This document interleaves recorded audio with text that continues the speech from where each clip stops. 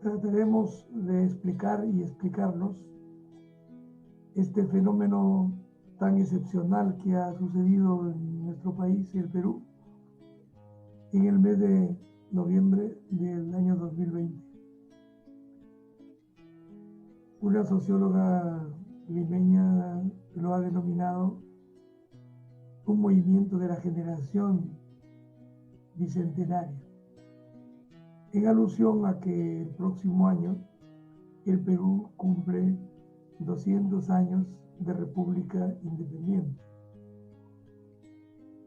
Este movimiento social ha conmovido a la sociedad, la política, ha logrado la renuncia de un presidente que estaba representando los intereses más leoninos de los negocios, de la educación y también, por supuesto, de otros intereses particulares, principalmente de la corrupción.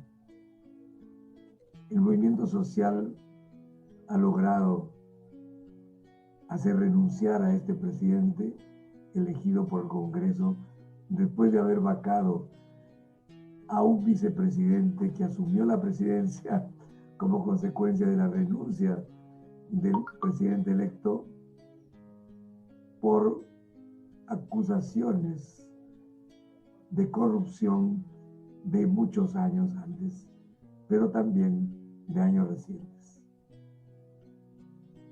Nosotros vamos a intentar una lectura de la crisis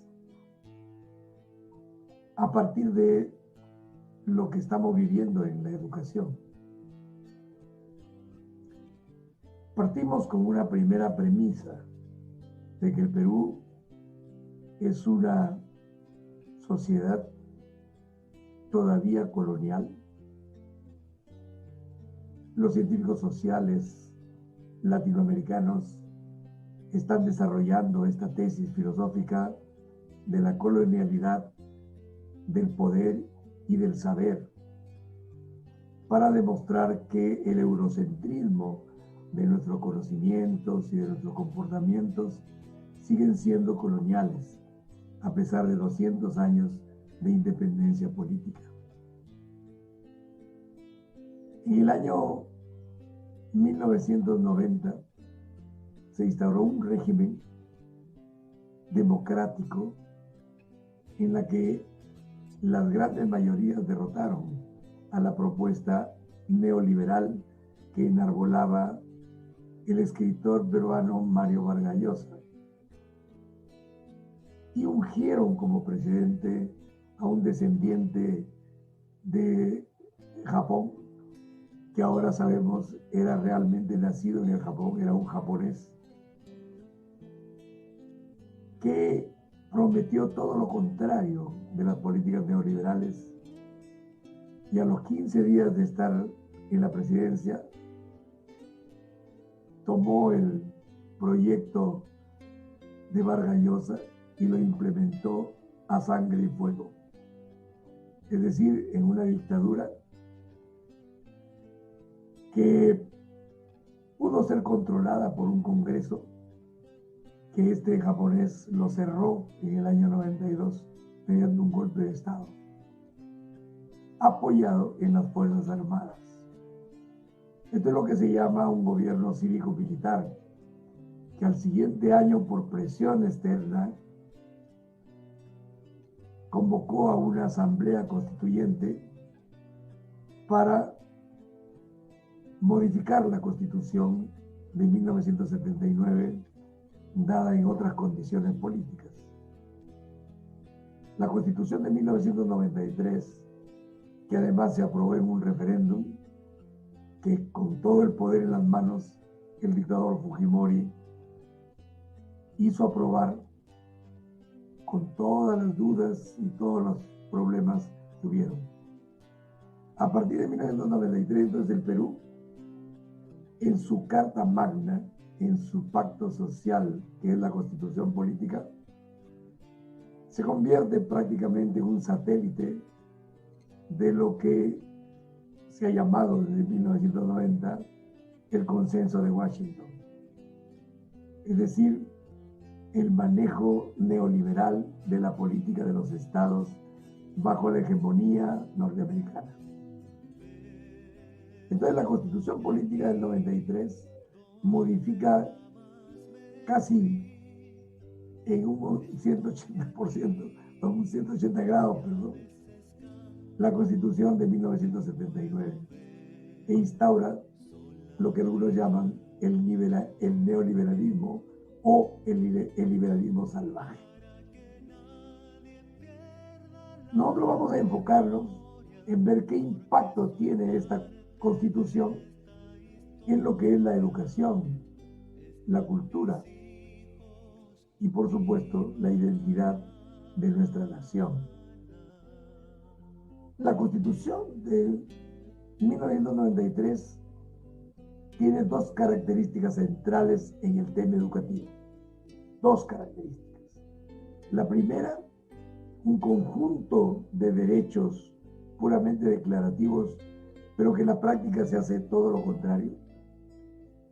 Y en segundo lugar, un empoderamiento de la propiedad privada, del mercado en la educación. Desaparece como derecho la educación, derecho humano, la educación, y aparece como servicio que debe ser ofertado en el mercado y, por supuesto, de ser un bien público se transforma en un bien privado, en un bien corporativo, como dice la UNESCO. Hay dos, entonces, elementos de la Constitución que impactan en la educación. El primero, declaraciones que nunca son parte de la realidad. Y el segundo, un privilegio, un sobreprivilegio de la privatización de la educación que ha convertido al Perú en un país que está prácticamente conformado por una nueva burguesía, la burguesía educativa, la burguesía de los dueños de instituciones educativas básicas y superiores, principalmente universidades. Vamos a ver entonces la Constitución con estos dos matices, con estos dos enfoques. El enfoque de derechos declarativos y no reales y el enfoque de privilegio de la privatización de la educación. En cuanto a los derechos, recuerden ustedes, como todas las constituciones modernas, dicen que nadie debe ser discriminado en razón de su raza, religión, etcétera, etcétera. En el Perú la discriminación es algo demasiado común. Tanto es así que todos nos reconocemos que somos racistas. Pero el Estado en educación ha hecho algo mucho más. Ha establecido en cada capital de departamento un colegio que le llaman colegios de alto rendimiento y que acceden a él, después de un examen muy rígido, los mejores estudiantes de la población escolar pobre. Es decir, de los niños jóvenes procedentes de la escuela pública que pasan una prueba selectiva muy rígida y que se convierten en una especie de élite intelectual en la que el gobierno invierte mucho dinero y, por supuesto, está esperando que al final esta escuela pública de privilegios se convierta en lo que podríamos llamar la élite tecnocrática que todo Estado neoliberal requiere. En segundo lugar, se habla como derecho fundamental la libertad de conciencia y de religión. Sin embargo, en la escuela pública, desde la educación inicial hasta la educación secundaria, es obligatoria la enseñanza de la religión católica, apostólica y romana. Como parte de un acuerdo con la Santa Sede que hizo el dictador Morales Bermúdez en el año 1980, pocos días antes de que entregara el gobierno, se firmó un concordato con el Vaticano para darle todos los privilegios que todos conocemos en el Perú a la Iglesia Católica y Romana. También tenemos libertad de información, ese es uno de los derechos fundamentales de la persona humana en el Perú. Y por supuesto, los periódicos, la radio, la televisión, los medios de comunicación de masa en general, están en manos de la élite económica suficientemente conocida. Y no solamente en los medios, sino que de los medios pasan a otros espacios de conglomerados económicos, como en el caso del comercio, que por supuesto está aliado a un llamado Club de la Construcción de los inversionistas en las políticas de construcción que negocian con los gobiernos y que ha sido destapado como una de las mafias más importantes en la corrupción peruana. Entonces, libertad de expresión a partir de la propiedad de todos los medios en manos de esta burguesía parasitaria, podríamos decir, o esta burguesía rentista, mercantilista, como dicen algunos liberales nuevos. Es decir, la libertad de información entonces es una entelequia.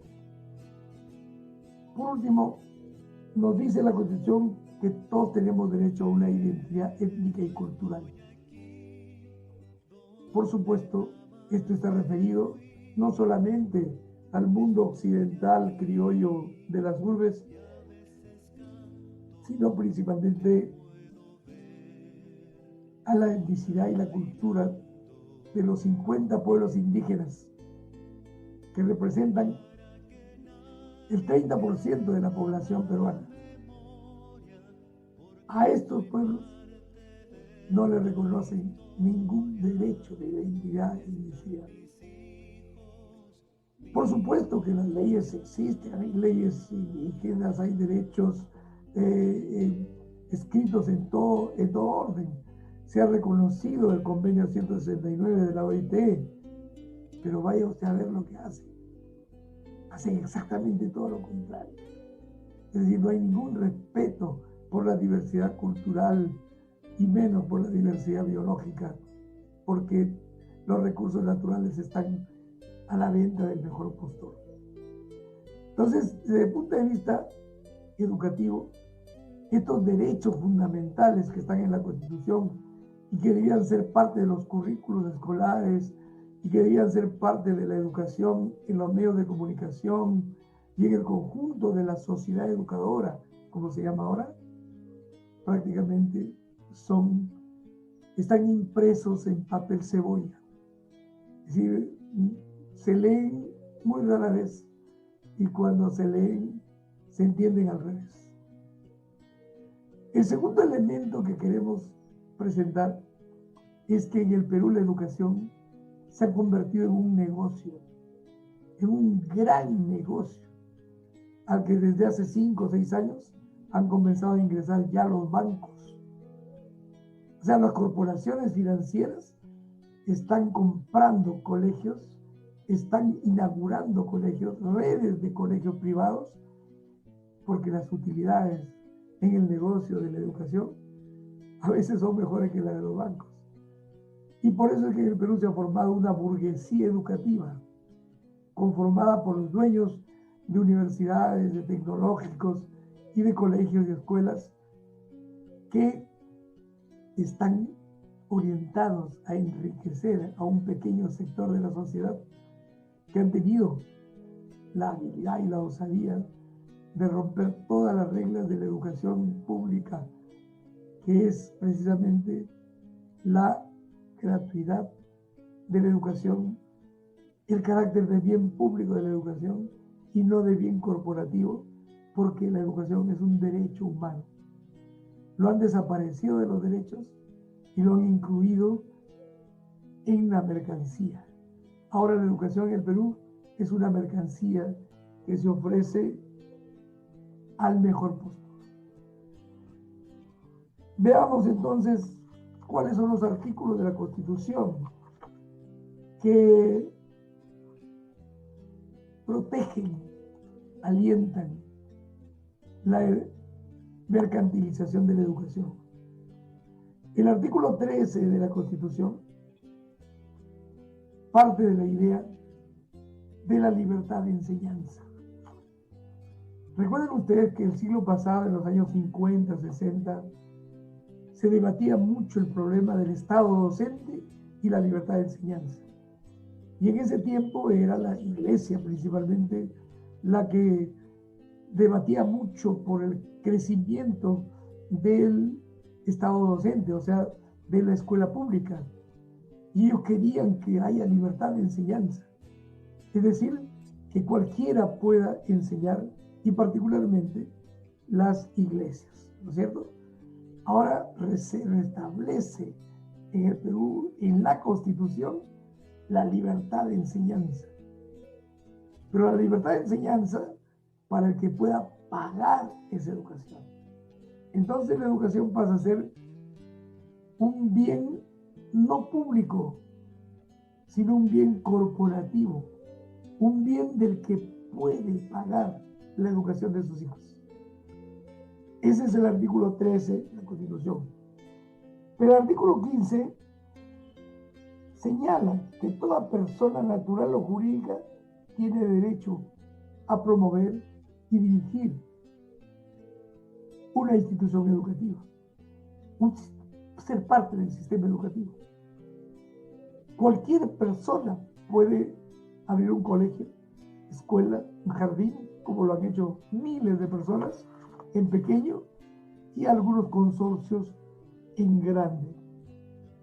Ese es el artículo 15, pero no solamente que pueda abrir un colegio y convertirlo en negocio, sino transferir la propiedad sin ningún problema, o sea, una compra y venta de colegios que se ha desarrollado durante toda esta época. El artículo 17 de la Constitución dice: la ley fija el monto para subvencionar la educación privada en cualquiera de sus modalidades. ¿Saben lo que quiere decir eso?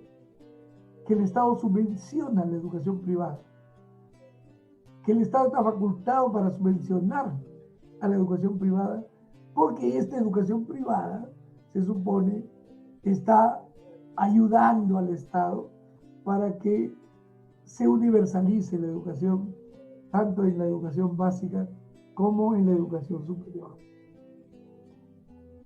El artículo 18 se refiere a las universidades. En las universidades pueden ser promovidas por entidades privadas o públicas. Fíjense el orden de las cosas. No ponen públicas o privadas, no, son privadas o públicas.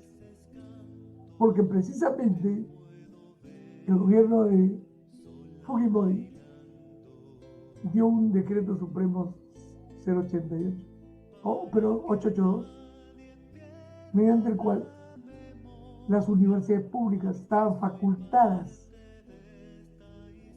a vender servicios, a hacer lo que ellos llaman los recursos propios de las universidades. Hoy día, la mayoría de las universidades públicas tienen casi el 50% de su presupuesto anual que lo proveen los recursos directamente recaudados, o sea, los recursos propios. ¿Qué quiere decir eso? Que ya ahora las universidades públicas están a mitad privadas. Y ahí aparecen grandes gerentes de las universidades. En los últimos años, los rectores de las universidades no son intelectuales normalmente. Son normalmente gente que es capaz de hacer empresa en la universidad. Y lo dicen en los estatutos y lo dicen en los reglamentos internos de las universidades. Son unidades productivas. La Universidad de San Marcos tiene eso, unidades productivas. Entonces, cada facultad se dedica a hacer negocios de cualquier cosa. Y por supuesto, los centros preuniversitarios, que son la gallina de los huevos de oro, y de la cual se reparten las autoridades a su regalada gana. Por eso, en la universidad ya no hay una competencia de académicos por ser autoridades, sino se compran y se venden esos puestos en función a los recursos que tengan los interesados para comprar los votos de profesores y estudiantes y ser elegidos a la cabeza de una facultad o de la universidad. Lamentablemente a eso hemos llegado, a una perversión general del mundo académico, donde, como alguna vez lo dije, hace por lo menos 10 o 12 años que no tenemos rectores académicos, sino rectores gerentes, y que están orientando la educación a lo que Boaventura dos Santos llama el capitalismo académico.